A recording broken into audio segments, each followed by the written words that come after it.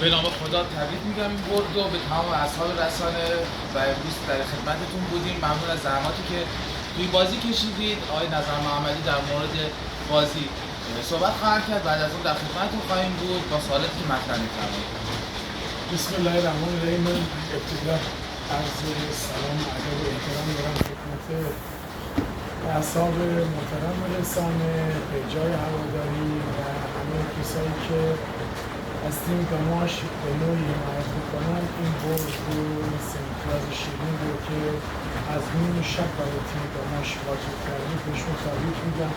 بازی خیلی خوبی بود. به هر حال همونجوری که شما میدونید دماش از هفته 12 به بعد که بازی آلوه اسلامشهر رو اینجا با سمتیاز پشت سر گذاشت، تقریبا یه 10 هفته بود که بازی رو نبرده بود که خوشبختانه امروز تونستیم سمتیاز بازی رو مال خود بکنیم. تیم دماش از نظر کادر فنی و از نظر بسیاری از کارشناسا که فصل دوم شرایط بهتری رو داشت، علیرغم بازی‌های خوبی رو که توی اهواز جلوی مولاسانی داشت، توی بابل جلوی دریا داشت، ولی نتونست کسب امتیاز بکنه و امروز تقریبا بچه‌ها مزد بازی خوب هفته‌های گذشته رو با نتیجه خوب گرفتن.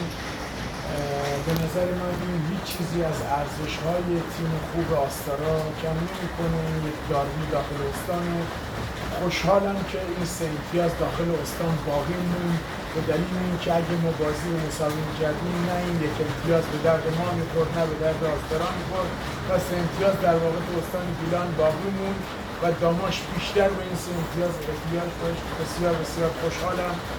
از شما به عنوان اصحاب رسانه خیلی ممنونم که توی 2 هفته گذشته علیرغم اینکه تیم نتایج مثبتی نداشت اما همچنان حمایت کردید و راهنما بودید و اگر نقدی هم بوده نقدای سازنده بوده. بیش از هر چیزی به شما تبریک میگم، به بازیکنهای خوبم تبریک میگم، بازیکنهایی که جدید به ما اضافه شدن از هفته گذشته کم کم دارن با بچه‌های قدیم دارن مچ میشن. باز نیاز به زمان داریم. ما تغییرات رو نمیتونیم هر 8 بازیکنی که جذب کردیم یک دفعه توی ترکیب اصلی داشته باشیم. اینو باید بپذیریم که آروم به بدنه و ترکیب تیم بچه‌ها رو اضافه بکنیم. به هر حال از هوادارایی که ما رو دارن تحمل میکنن و با همه شرایط بد این فصل تیم داماش همچنان جانانه دارن از تیم خودشون حمایت میکنن، ازشون ممنونم. من شرمنده اونا هستم. تو بازی بابل، تو بازی مولاسانی نتونستیم امتیاز بگیریم. دست تک تکشون رو میبوسم. علیرغم اینکه تیم 18 جدول بود امروز 90 دقیقه تیم خودشون تشویق کردن. ما خودتون میدونید تو این روزهای بی کسی غیر از حمایت هوادارا و شما اصحاب رسانه و دلسوزای داماش کسی رو ندارید. امیدوارم که این روند رو به رشد تیم داماش ادامه داشته باشه و ما بتونیم همه بازی‌های خونگی رو که 7 بازی خونگی دیگه هم در پیش داریم بتونیم با موفقیت 3 امتیاز پشت سر بذاریم. من مطمئن هستم اگر تیم داماش استرس و ترس ازش دور بشه و به اعتماد به نفس تیمی برسه، مطمئنم که ما چه داخل خونه چه بیرون از خونه نتایج خوبی رو در آینده کسب کنیم. ولی آقا خسته نباشید. امروز تنها روزی بود که دماش با خیال راحت بود. همه تماشاچی‌ها خوشحال شدن. ولی ورزشگاه مثل قبلی پر نبود، ولی همین تماشاچی‌ها اومدن واقعا تیم رو تشویق کردن. شما گفتی هر تا خونه داریم می‌بریم. تیم ما در بیرون از خونه برد نداشته. دلیل چیه ما نمیتونیم بیرون از خونه ببریم؟ تیم شایسته هستیم، بازی خوب میکنیم ولی 3 امتیاز از دست میدیم. دلیل چیه ما نمیتونیم؟ در حالا یه 3 امتیاز از بیرون از خونه. نیم فصل دوم تیم رو تقویت کردیم که بتونیم خارج از خونه هم امتیاز بگیریم.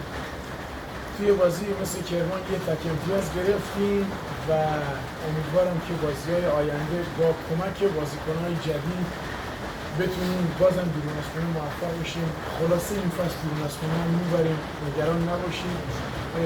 چه داخل خونه چه بیرون از خونه اولویت اصلی ما حفظ تیم داماش توی لیگ دسته اوله. این سهمیه با ارزش باید با هر شرایطی باشه، باید با چنگ دندان این سهمیه با ارزش رو توی لیگ دسته اول حفظ بکنیم برای مرکز استان. شهر رشت لیاقتش خیلی بیشتر از ایناست، هوادارامون خیلی لیاقتش بیشتر از ایناست. این تیمی که دارید میبینید، این تیم پیشینه 2 فینال حذفی کشور رو داشته. این تیم استقلال و پرسپولیس رو چه تو آزادی، چه تو سردار جنگل، چه تو آزادی شکست داده. مردم به حق از این تیم توقع دارن. امیدوارم بازیکنان درک بکنن که تو چه تیم بزرگی دارن بازی میکنن، جا پای کدوم بازیکن‌ها گذاشتن. این تیم بازیکن‌های بزرگی مثل افشین چاوشی، محمدرضا مهدوی، علی نظیفکار، علی آقای جانبخش، مهدی مددی که بزرگای فوتبال ایران رو به خودش دیده. باید بازیکن‌های جوان از این فرصت استفاده بکنن و داماش به عنوان یه سکوی پرتاب به هر حال شرایط و مشکلات ابتدای فصل اونجوری که همگان میدونن دیگه توی این کنفرانس برای جاش نیست، چون لوس شده بیش از اندازه به این مقوله پرداخته شده. مشکلاتی که داشته این تیم ضربات جبران ناپذیر مشکل مالی هم میگه ضربات جبران ناپذیر رو تا الان تحمل کرده. ما جدای مشکلات مالی که تو طول فصل داشتیم، مشکل مالکیتی هم داشتیم. یادمون نره که ما توی دیما تازه تعیین تکلیف مالکیتی شده، تازه اونجایی هم شده که آقای نعیمی کاملا دلسرد شده بود و تمایل و راضی به ادامه همکاری نبود که قبول کردن که تا انتهای این فصل کنار ما بمونن. فقط یه خبری بهتون بدم که متاسفانه آقای نعیمی توی بستر بیماری سختی هستن. از همینجا این برد این 3 امتیاز رو بهشون هدیه میکنم، تقدیم میکنم. امیدوارم که با دعای خیر بازیکن‌ها، هوادارامون، ایشون به کانون گرم خانواده برگرده، رخت و عافیت بپوشه و انشالله سلامتی کامل خودشون رو به دست بیارن. آقای نظر محمدی ارزم، الان من نگاه کردم شاهین بندرآمری با سایپا 1-1 مساوی. هفته بعد ما توی خونه با همین تیم بازی می‌کنیم، یعنی تو خونه خودم. همینطور که می‌دونید این هفته ما با آستارا داشتیم، یه جورای همسایه ما تو جدول، یه بازی هم کمتر داریم. هفته دیگه هم با شاهین بندرآمری تو خارج از خونه. مشکلات بیرون خونه‌مون هم که علاوه حال حداقل تو بازی قبل باقی مونده. ببینید، من اگه خاطرتون باشه بعد اینکه با درخواست هوادارهای عزیز و تایید مالک، رئیس محترم هیئت فوتبال، رئیس اداره ورزش جوانان استان گیلان، مجدد برگشتم به خونه خودم، گفتم داماش در مجموع 17 بازی نیم فصل دوم قراره که تو لیگ بمونه.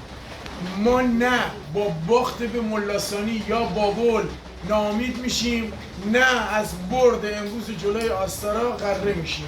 ما تلاشمون تا سوت پایان بازی سایپا ادامه داره. همه تلاشمون رو میکنیم. ما محکوم فقط به تلاش هستیم. اون چیزی که خداوند برای ما مقدر میدونه همون هم اتفاق میفته. انشالله که ما بتونیم که برنده سربلند باشیم، سرافکنده پیش همشهریامون نباشیم انشالله. سوال دیگه نیست؟ ممنون. مرسی، ممنونم. مرسی علی. 7 تا بازی مونده. سوال تموم شد. 7 تا